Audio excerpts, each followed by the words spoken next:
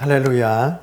우리 함께 하나님의 말씀 마태복음 7장 13절에서 14절까지 말씀을 우리 한 목소리로 합독하면서 말씀을 함께 보시도록 하겠습니다.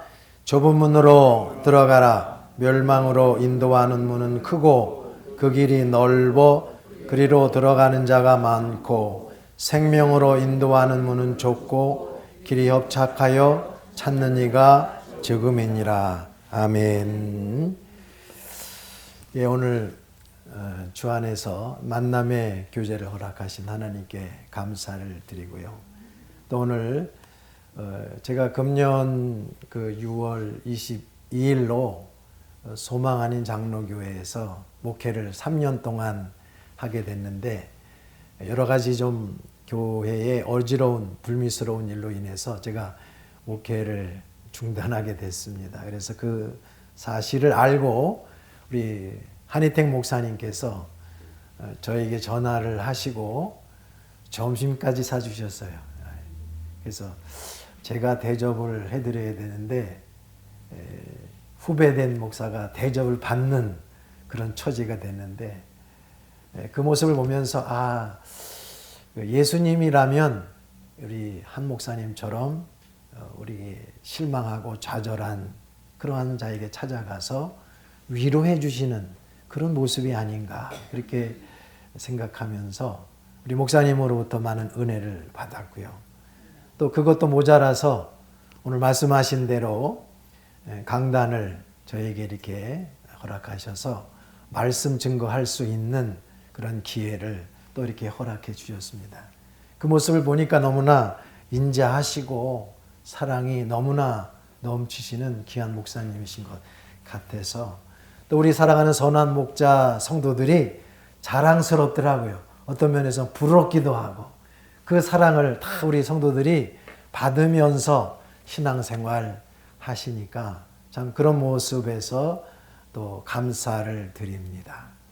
오늘 저는 마태복음 7장 13절과 14절의 말씀을 통해서 생명으로 인도하는 분이다라는 말씀의 제목을 정했습니다. 제가 이렇게 모처럼 귀한 자리에 말씀을 증거하게 됐는데 우리 성도들에게 그냥 지나가는 말씀보다는 아마 신앙생활 하시면서 잊지 못할 귀한 메시지를 증거해야 되겠다 이런 생각이 들어서 말씀을 정했습니다.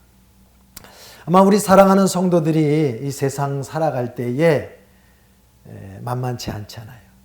살아가면 살아갈수록 더 힘든 것이 이 세상일 것입니다. 젊었을 때에는 빨리 내가 나이를 먹어서 결혼도 하고 사랑하는 아내도 갖고 그러면서 빨리 나이를 먹었으면 해요. 그러면 나이 먹으면 더 편할 줄 알고 더 좋은 일일 줄 알고 그렇지 않지 않습니까? 살아가면 살아갈수록 힘든 것이 인생인 것 같습니다.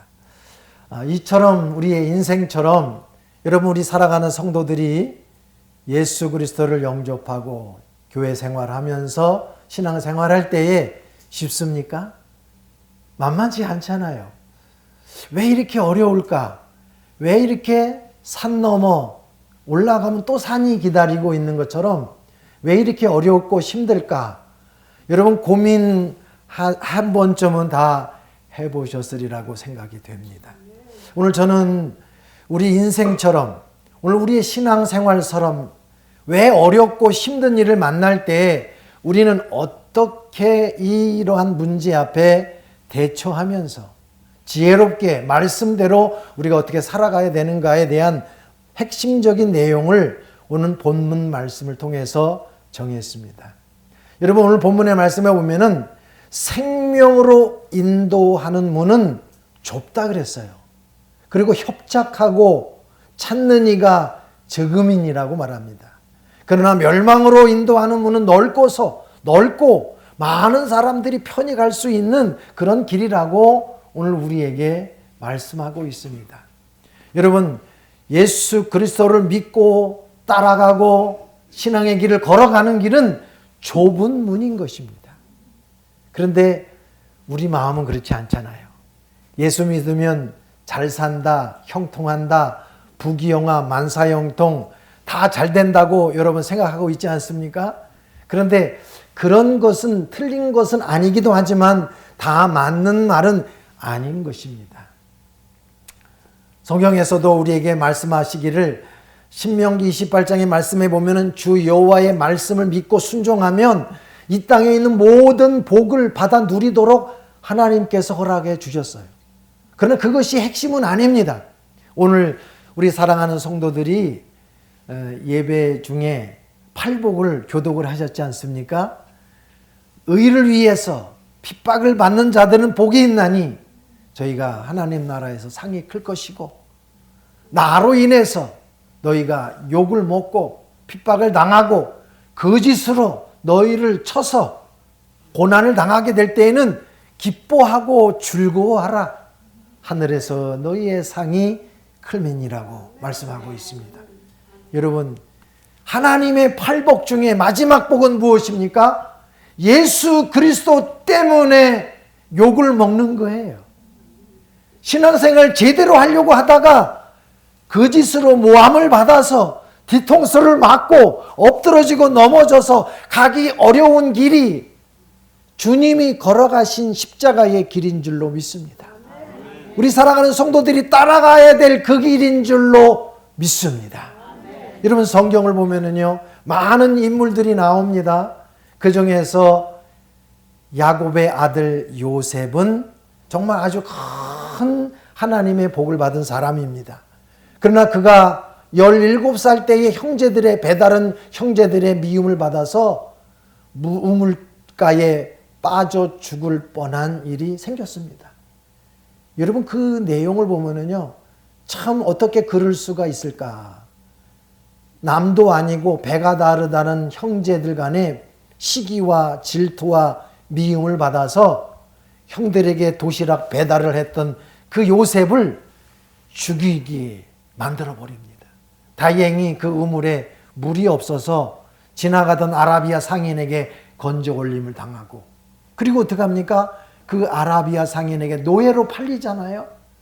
보디발의 집에서 수년 동안 거기서 종살이 하다가 노예로 살다가 나중에는 감옥에 갇히기도 하잖아요. 그러나 그렇게 살아가기를 13년 동안 고난과 역경의 길을 걸어갔던 요셉이 하나님이 이방인과 이스라엘을 구원하는 마지막 때 쓰임 받을 수 있는 그러한 종으로 하나님 역사하셨다라고 하는 사실인 것입니다. 여러분, 그런 영광, 그러한 은혜, 그런 축복 거저되는 것입니까? 13년에 눈물 없이 갈 수 없고 피 없이 갈 수 없는 그 길을 요셉은 걸어갔던 것입니다. 여러분, 그 길이 어떤 길이에요? 오늘 예수 그리스도께서 우리에게 본을 끼치어서 그 길을 따라오도록 우리에게 본을 보여주신 골고다의 길입니다. 십자가의 길인 것입니다. 여러분, 성경에 보면 사도 바울이라는 사람이 있습니다. 이 사도 바울은 예수 믿는 사람을 핍박했던 유대인 중에 유대인이었습니다. 그가 다메섹 도상에서 예수님을 만났습니다. 예수님께서 왜 네가 나를 핍박하느냐? 라는 음성을 듣고 그 자리에 꼬꾸러져서 부활하신 예수 그리스도를 만났습니다. 그가 예수 믿는 사람들을 핍박하던 그가 이제 예수 그리스도를 위해서 사는 그러한 헌신적인 그러한 종이 되었습니다. 그가 여러 각 지역을 다니면서 하나님의 교회를 세우고 복음을 증거할 때에 그 당시만 해도 유대인들로 또 유대교 로마의 법으로 인해서 그가 핍박을 받았습니다. 고린도후서 11장 23절에는 사도 바울이 그가 살아왔던 일생을 이렇게 얘기를 합니다. 내가 수고도 여러 번 하였고 옥에도 많이 갇히기도 했고 매도 수없이 맞아서 50번의 가만 한 번 가만매를 3번 맞았고 태장으로 3번 맞았고 그리고 죽을 뻔한 일이 수없이 많았어요. 굶고 줄이고 헐벗으면서 그가 주님이 걸어가신 그 길을 쫓아갔노라고 고백을 하고 있습니다. 여러분, 오늘날 이 미국 땅에서 사는 우리 사랑하는 성도들이 그런 일은 없겠지요. 옥에 갇힐 일도 없고 매 맞을 일도 없고 죽을 뻔한 일도 없겠지요. 안심해서는 안 됩니다. 우리 앞에 언제 어느 때 무슨 일이 생길지 어떻게 알겠어요? 여러분, 아마 그런 일은 중국에서나 일어날 일이고 북한에서나 일어날 일이고 예수 믿는 그런 곳에 핍박받는 곳에서나 있을 만한 일들이 사도 바울은 그 현장 속에서 그런 길을 걸어갔다라고 고백을 하고 있습니다. 제가 그런 생각을 했어요. 오늘날 예수 믿다가 내가 신앙생활 바로 하다가 감옥에 갇히고 매를 맞는다 그러면 그래도 믿을 수 있을까? 그래도 교회 다닐 수 있을까? 여러분, 그래도 다니실 수 있을까요? 그래도 예수 그리스도를 쫓아가시겠습니까? 믿어도 되나요? 그 말을 믿어도 되나요? 여러분, 예수님이 십자가에 못 박히실 때 그냥 박히신 게 아니에요. 서기관들과 바리새인들과 제사장들과 장로들의 핍박을 받아서, 모함을 받아서 아무런 죄가 없는데, 요즘의 말로 말하면요, 괘씸죄예요. 괘씸죄. 하나님의 아들이라고 하는 신성모독한 것으로 죄명을 잡고, 그리고 율법을 어겼다, 안식일 날 안진뱅이를 일으키고 소경을 고치고 병을 고쳤다는 그 일로 인해 가지고 율법으로 예수 그리스도를 율법에 의해서 죄인으로 만들어버린 것입니다. 여러분, 예수님이 걸어가신 그 길이 바로 그러한 길입니다. 무슨 죄가 있어서, 잘못한 일이 있어서 매를 맞고 십자가를 지고 죽음을 당하신 것이 아니라 하나님의 아들이라고 하는 신성모독으로 유대의 율법을 어겼다라고 하는 그런 율법주의로 예수님을 매장시키신 것입니다. 여러분, 베드로전서 1장 19절에는 우리에게 이렇게 말씀하고 있습니다. 애매히 고난을 받아도 이유가 없는 거예요. 이유 없이 억울하게 누명을 쓰고 고난을 당한다 하면 이건 하나님을 생각함으로 참고 인내하면 이건 하나님 앞에 아름다운 것이다. 하나님 앞에 상 받을 것이다 라고 말씀하고 있는 것입니다. 그런데 죄가 있어 매를 맞고 참으면 무슨 칭찬이 있으리요? 예수 그리스도께서도 우리와 같이 고난을 받으사 우리에게 본을 끼쳐 그 발자취를 따라오도록 우리에게 본을 보여주셨느니라고 말씀하고 있는 것입니다. 여러분, 예수님께서 마태복음 16장 24절에 말씀했습니다. 제자들에게 너희가 나를 따라오려거든 자기를 부인하고 자기 십자가를 지고 나를 쫓을 것이니라고 말씀하고 있습니다. 여러분, 예수 믿는다라고 하는 것은요, 예수님을 쫓아가는 길입니다. 예수님 쫓아가길 원하십니까? 아멘 했으면 그 말에 책임을 지셔야 됩니다. 예수님 따라가겠다고, 예수님 쫓아가겠다라고 여러분 입으로 시인하면 그 시인함으로 인하여 구원에 이른다고 그랬는데, 그 시인하는 것은 어떤 것이냐?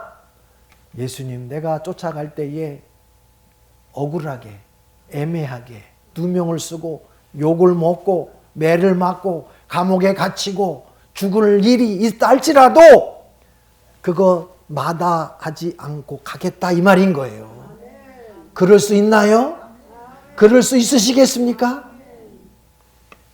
아멘 하신 분만 금년에 받을 복을 다 받으시기를 바랍니다. 아멘 할 때는요, 아멘 잘해야 되는 거예요.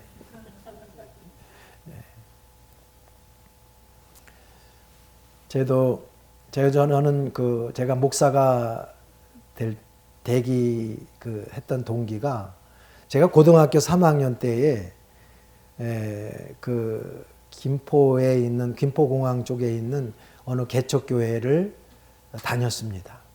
저희 집이 경기도 일산 쪽에 살았어요. 그래서 경기도 일산에서 김포공항까지 가려고 그러면 버스를 3번 갈아타고 가야 돼요. 근데 그 가까운 교회도 있는데 왜 굳이 먼 곳을 다녔냐면 그 목사님이 아주 정말 그 개척교회 하면서도 은혜를 너무나 끼쳐가지고 저희 온 가족이 그곳을 다니게 되었습니다. 근데 고등학교 3학년 이제 졸업을 앞두고 이제 12월 24일 크리스마스 이브 날 한 주간 새벽 기도회를 하는데 새벽 기도회를 하다가 끝나고 이제 각자 통성 기도하는데 은혜를 받았어요. 은혜도 보통 은혜를 받은 게 아니라 성경에서 말씀하고 있는 성령의 불을 받았어요. 불을 받았는데 이럴 땐 좀 아멘을 해야 돼요. 제가 불 받았다는데 예? 못마땅하신 분이 계시나요? 불을 받았다는데 제 왼쪽 가슴에 진짜 불을 받았어요. 이럴 때 아멘 하는 분은 같은 은혜가 임할 줄로 믿습니다. 왼쪽 가슴에 불을 받았어요. 그래서 제가 기도하다가요. 기도가 안 돼. 뜨거워서. 그래서 그냥 뜨거워를 예배당 바닥에 뒹굴면서 3시간을 뜨거워가지고 그냥 어쩔 줄 몰라요. 그런데요. 놀라운 거 뭐냐면 이 왼쪽 가슴에 불을 받은 그 자국이 정말 불에 데인 것처럼요. 시리고 쑤시고 아픈 거예요. 화상 입은 거랑 똑같아요. 너무나. 그래서 집에 가지고 제가 가지고 상의를 벗고 화장실에 가서 딱 보니까 겉은 멀쩡한데 속은 그렇게 화상 입은 거 화상을. 근데 그 화상 아픈 그 통증이 한 6개월 동안 가더라고요. 얼마나 세게 하나님이 찢었는지 그렇게 은혜를 받았어요. 그래서 하나님 나 같은 인생을 뭐가 좋아서 저를 택하셨나요?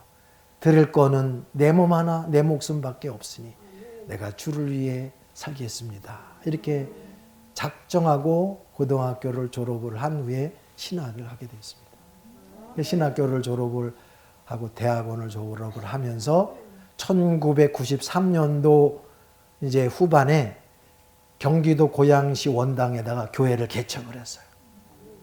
저희 그때 아들이 3살이고 둘째 아들이 1살이었는데 그것도 4층 건물에 4층 엘리베이터도 없는 4층 건물에다가 교회를 개척했는데 교인들이 한 10몇 명, 한 20분 정도 모여서 예배를 드리게 됐어요. 그때는 목사 한 수도 받기 전에 교회를 개척을 해서 제가 마음은 그랬죠. 이야, 그래도 내가 옛날에 하나님으로부터 성령의 불을 받은 사람인데 목회를 하면 이제 탄탄대로가 열릴 것이다. 부흥의 불길이 열릴 것이다. 제가 그랬어요. 기대를 했어요. 그랬다는 게 아니라 기대했다고.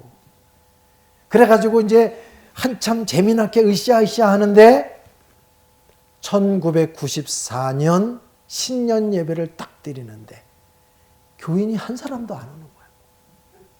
한 사람도 안 오는 거예요. 그래서 어떻게 된 건지 영문을 알 수가 있어야죠.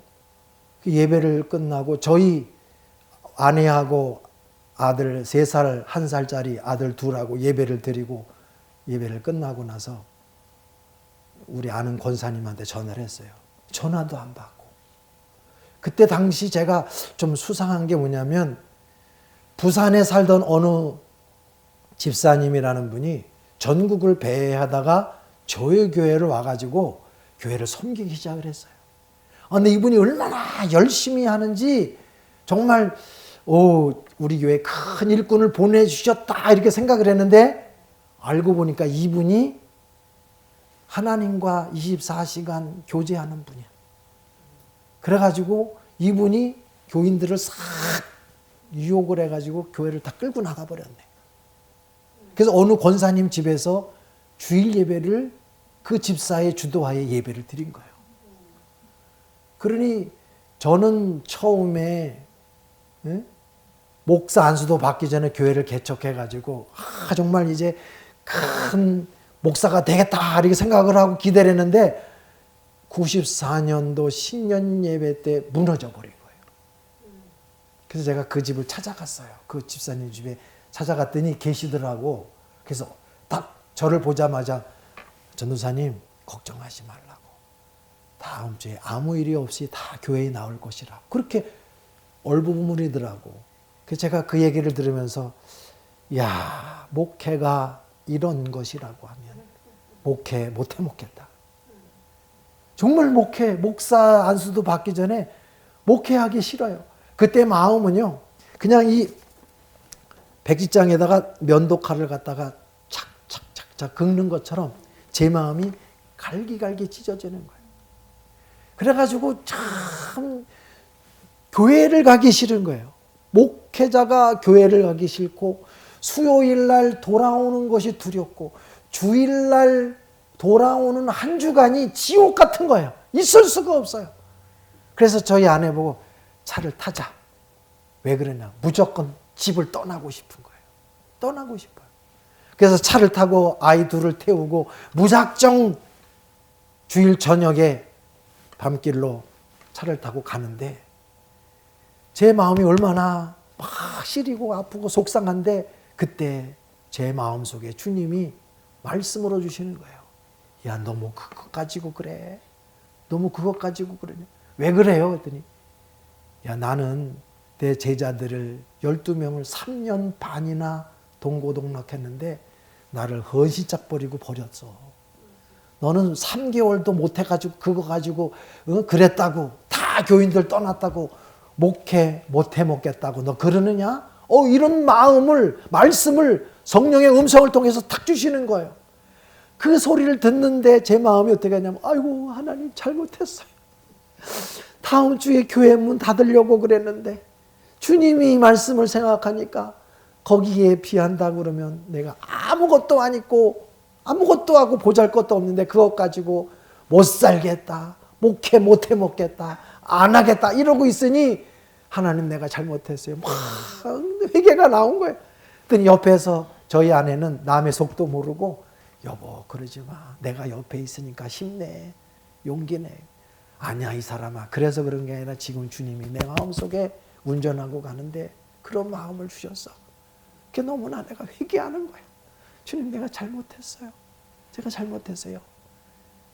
교회 문 닫으려고 하다가 그 다음 주에 다시 와서 예배를 드리기 시작을 했어요. 그러다가요.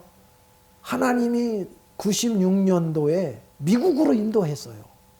나는 생각도 안 했는데 한국에 지금 순복음 여의도 순복음교회 이제 최자실 금식기도원의 원장님으로 계시는 김원철 목사님이 저희 집안이 장로교 집안이 아닙니다. 여의도 순복음교회를 처음에 나갔던 집안이에요. 그래서 이제 순복음교회 교단의 목사님들하고 이렇게 친분이 많은데 저만 장로교 목사로 신학을 하는 바람에 장로교 목사가 됐는데 그분이 오랫동안 떨어져 있다가 저한테 연락이 왔어요. 그래가지고 나보고 뭐냐면 미국에 캘리포니아에 교회가 하나 있는데 거기에 목회지가 있는데 목사로 가겠느냐고. 그래서 기도해 보겠다고 그랬더니 아니 무조건 가라는 거예요. 그래서 캘리포니아에서 저 라스베가스로 가는 길에 중간 지점에 그 빅토빌리라는 곳이 있어요. 그곳에 떨어지게 됐어요. 근데 그곳에서 목회할 때에 우리 알았던 우리 수잔 권사님이 오늘 저에게 설교한다고 해서 오셨는데 그때 만났던 권사님이에요. 2022년도 여기 오레곤에 왔는데 우리 권사님을 딱 만났어요. 너무나 반가워요. 제가 그때 오늘 2주간에 생각을 했어요. 우리 수잔 권사님은 룻과 같다. 룻과 같다. 응? 나오미의 두 아들이 다 갑자기 죽었는데 룻이 뭐라 그랬습니까? 시어머니가 너희가 다 이제 나이도 젊고 그러니까 너희 살 길 갈라 그랬더니 룻이 어머니 가는 곳에 나도 가고 어머니의 하나님이 나의 하나님이 되리라. 그 끝까지 우리 권사님이 저를 끝까지 쫓아다니시네, 루처럼. 그 산증인이세요. 그래가지고 갔더니요, 그 하이데저트 사랑장로교회였는데, 갔더니 집사님 두 분이 나오는 거예요. 그래서 뭐라고 그러냐면, 아유, 목사님 왜 이제 오셨어요? 그래. 왜 그러냐 하니까, 아니, 한국의 그 김원철 목사님한테 장로교 목사님을 좀 담임 목사님으로 소개해달라고 그랬더니, 오시지는 않아가지고, LA에서 어느 목사님을 담임 목사님으로 섭외했다는 거예요. 이왕 이참에 오셨으니까 주일 설교를 한번 하고 그냥 가시라고. 저는 그냥 교회 정리 다 하고 이제 이미 목회하려고 딱 왔는데 이런 상태가 벌어진 거예요. 주일날 예배를 딱 드렸더니 그 집사님 두 분하고 평신도 세 분, 5분이 왔네. 교회가 깨져가지고 다 흩어지고 5분만 남은 거예요. 그래서 주일날 예배를 탁 드리고 났더니 5분이 공동회의를 해가지고 LA에서 담임 목사님으로 모시기로 한 분을 캔슬하고 저를 그 교회 담임 목사님으로 모셔가지고 그곳에서 목회를 했어요. 목회를 잘 했어요. 5분이 나중에는 3년 만에 100명이 됐어요. 그 지역에 100명으로 교회가 성장이 되는 거예요. 하나님의 성령의 역사가 나타나니까요. 병든 자 치료받고 많은 심령들이 회개하고 죽게 돌아오는 역사가 막 나타나는데 한참 부흥되려고 그러는데 거기에 골리앗 같은 요 집사님이 태클을 거는 거예요. 태클을 거는.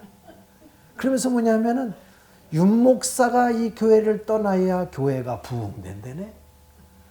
그래서 교회 안에서 신방을 자기가 시키지도 않은 신방을 다 돌아다니면서 하더니 교회를 떠나버린 거예요.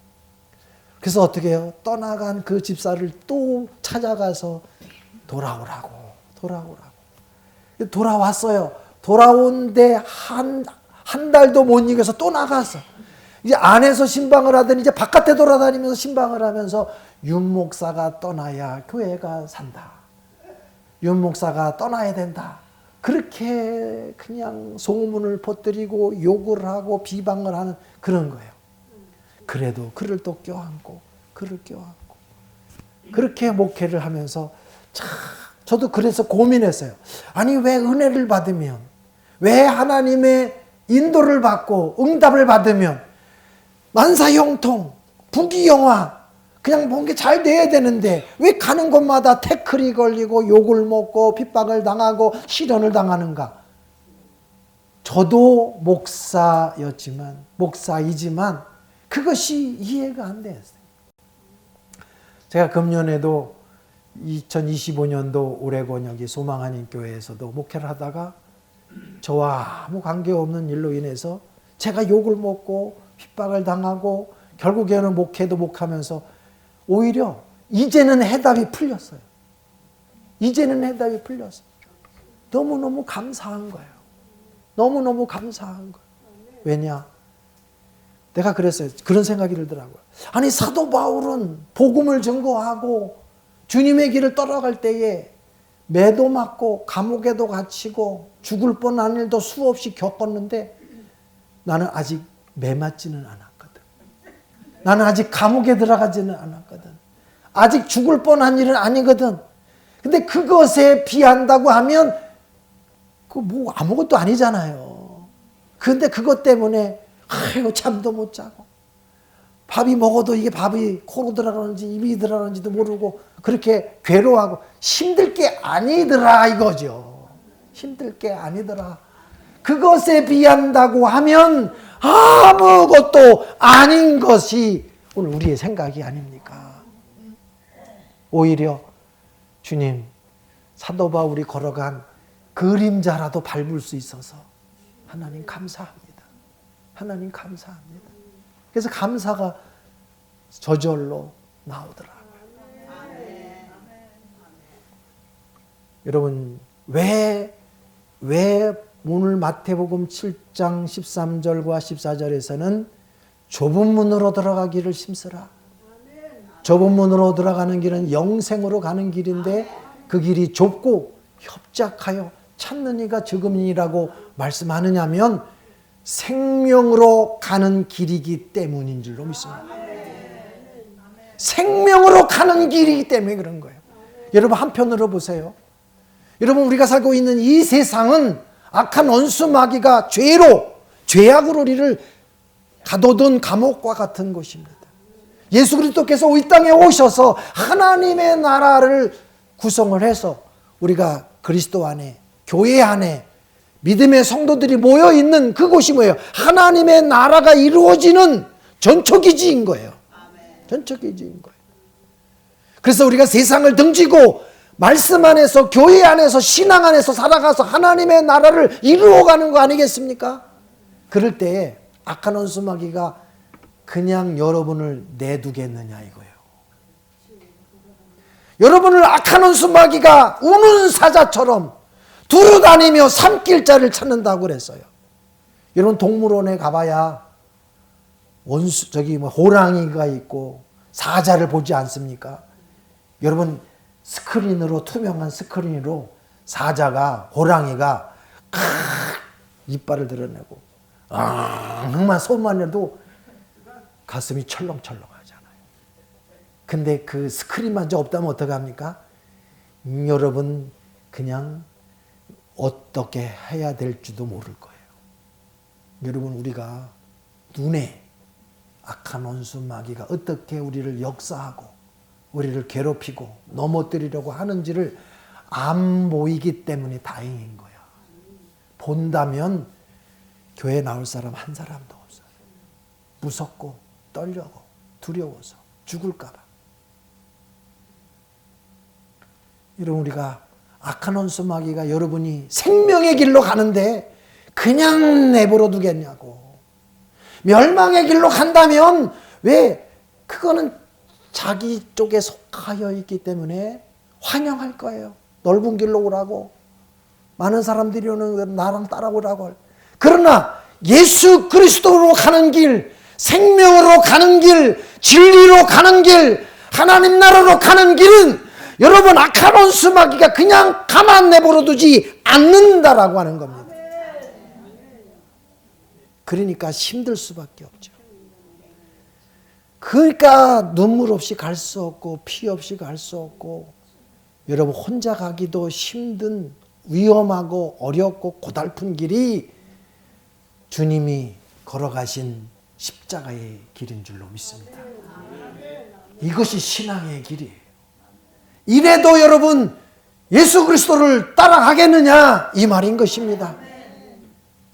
알고 가야 되는 거예요. 모르고 가는 것이 아니라 이런다 할지라도 이렇게 위험이 기다리고 있고 죽을 뻔하고 매도 맞고 욕도 먹고 그런다 할지라도 가겠느냐라고 하는 것입니다.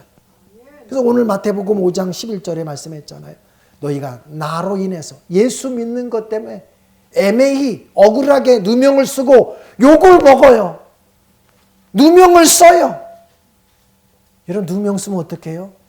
가만 안 있지. 화가 나가지고 고소해버리겠다고. 명예훼손으로 변호사를 사고 수를 하고 한다고 하지 않겠습니까?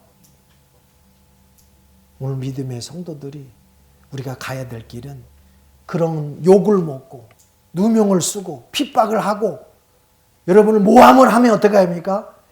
야, 내가 제대로 가고 있구나. 따라합시다.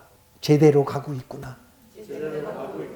이거 바로 깨달아야 되는 거예요. 내가 지금 제대로 가고 있는지 아니면 아무 생각 없이 가고 있는지를 여러분 분별하기를 주님의 이름으로 축원합니다. 여러분 제가 중학교 때 한국에서 코바디스라는 영화를 봤습니다. 이 코바디스는 베드로의 일대기를 그린 영화거든요.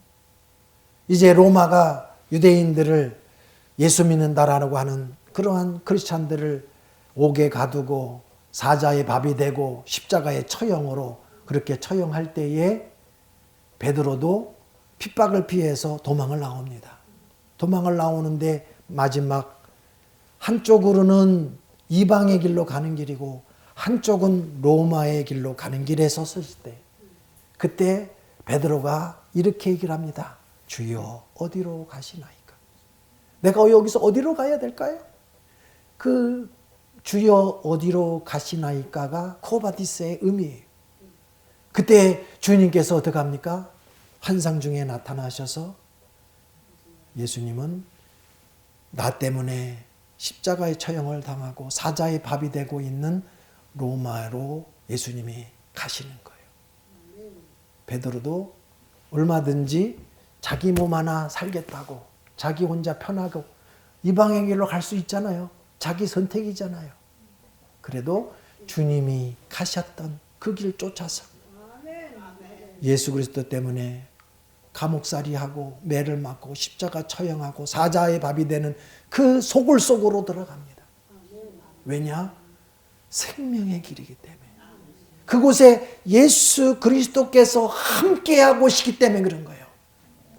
여러분, 예수님의 말씀대로 산다라고 하는 것, 하나님의 성령과 동행한다라고 하는 것은 바로 고난 속에서 하나님이 함께 하시기 때문인 줄로 믿습니다. 고난 속에 예수님이 계시는 거예요. 환난 속에, 핍박 속에, 욕을 먹는 그곳에, 누명을 쓰는 그곳에 생명이 계시고 예수 그리스도께서 그곳에 함께 하시기 때문에 그렇습니다. 그래서 우리는 그 길을 마다하지 않고 죽을 각오하고 매맞을 각오하고 욕먹을 각오하고 핍박받을 각오하고 가는 길이 십자가의 길인 것이고 좁은 길인 것인 줄로 믿습니다. 오늘 이 말씀을 통하여 우리 사랑하는 모든 성도들이 이제 욕을 먹어도 괜찮아요. 누명을 써도 괜찮아요. 매를 맞아도 괜찮아요. 죽어도 괜찮아요. 여러분, 부활의 신앙은요, 요한복음 11장에 말씀하고 있지 않습니까? 나는 부활이요 생명이니 나를 믿는 자는 죽어도 어떻게? 살겠고. 죽어도 산다는데 왜 못 죽어요? 따라합시다. 죽어야 산다. 죽어야 사는 거예요. 세상 사람들은 죽으면 끝인 줄 알아. 그러나 우리는 뭐예요? 죽어야 사는 줄로 믿습니다. 언제? 지금 우리가 살아있을 때. 죽어서 천국 가는 거는, 천국 갔을 때 사는 거는 당연한 것이고, 살아있을 이 땅 위에 죽어도, 망해도, 욕을 먹어도, 실패해도, 좌절해도 다시 살리시는 예수 그리스도가 계신 줄로 믿습니다. 이게 부활의 신앙 아닙니까? 그런 것을 믿는다면, 부활을 믿는다면 죽음을 왜 두려워해요? 망하는 걸 왜 두려워해요? 여러분, 욥을 여러분 너무 보시지 않습니까? 욥이 다 망했지만 하나님이 어떻게 해요? 하나님이 살리시면, 하나님이 회복하시면 이거 아무것도 아닌 거예요. 하나님을 믿으니, 여러분 하나님을 믿습니까? 부활의 주님을 믿습니까? 그럼 무엇이 두려워? 이 세상에 칼이 두렵고 요즘에는 돈이 더 두렵대. 여러분 폴리스들을 보면은 왜 벌벌 떨어요? 벌금 티켓을 먹을까 봐. 한 주간 한 달 월급이 날아가 버리니까 돈이 무서운 거야. 여러분, 돈이 무서워서 사는 분은요, 돈은 일만하게 뿌리가 있다 그랬어요. 돈은 꼭 필요하지만 그것 때문에가 아닙니다. 그것도 위험이 오고 환난이 온다 할지라도 두렵지 아니할 수 있는 강하고 담대한 우리 믿음의 성도들이 되시기를 주님의 이름으로 축원을 드립니다. 기도하겠습니다. 하나님의 사랑과 은혜를 감사합니다. 부족한 종이 주의 말씀을 증거했습니다. 생명으로 인도하는 길은 좁고 협착하고 찾는 이가 적은 길인데, 그러나 요셉이 걸어갔습니다. 사도 바울이 걸어갔습니다. 예수님이 걸어가시면서 우리에게 본을 보여주셨습니다. 이제 그 길을 마다하지 않고 따라가기로 작정합니다. 따라가기로 고백합니다. 성령이여 도와주시옵소서. 부활의 은혜를 통하여 우리를 새롭게 하시고 강하고 담대한 믿음의 사람이 되어지도록 인도하여 주시옵소서. 예수님의 이름으로 기도하옵나이다. 아멘. 하나님